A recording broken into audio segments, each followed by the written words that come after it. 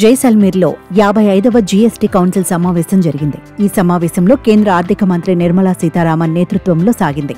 ఈ సమావేశంలో జీవిత బీమా అండ్ ఆరోగ్య బీమా పాలసీలపై జీఎస్టీ తొలగింపు వంటి కీలక అంశాలు చర్చించారు. ఆరోగ్య బీమా పాలసీలపై జీఎస్టీని రద్దు చేయాలన్న డిమాండ్లు గత కొంతకాలంగా పెద్ద ఎత్తున వినిపిస్తున్నాయి. నవంబర్లో మంత్రుల బృందం సమావేశమై దీనిపై ప్రాథమిక నిర్ణయాలను తీసుకున్నారు. ఈ సమావేశంలో 5 లక్షల లోపు ఆరోగ్య బీమా పాలసీలపై జీఎస్టీ తొలగించడానికి సూత్రప్రాయంగా నిర్ణయం తీసుకున్నారు. అయితే 5 లక్షలకు పైగా ఉన్న బీమా పాలసీలకు 18% జీఎస్టీ కొనసాగించాలని ప్రతిపాదించారు.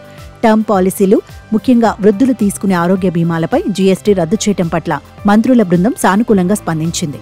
అయితే ఈ నిర్ణయంపై కౌన్సిల్ సభ్యుల మధ్య లోతైన చర్చ అవసరమని అభిప్రాయాలు వ్యక్తమయ్యాయి. సభ్యుల సూచనల మేరకు జీఎస్టీ తొలగింపు నిర్ణయాన్ని తాత్కాలికంగా వాయిదా వేశారు.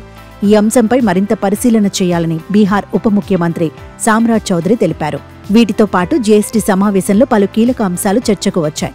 ప్రధానంగా స్విగ్గీ, జొమాటో వంటి ఆన్లైన్ ఫుడ్ డెలివరీల సేవలపై ప్రస్తుతం ఉన్న 18% జీఎస్టీని 5% తగ్గించే ప్రతిపాదనను సమావేశం ముందుకు తీసుకువచ్చారు.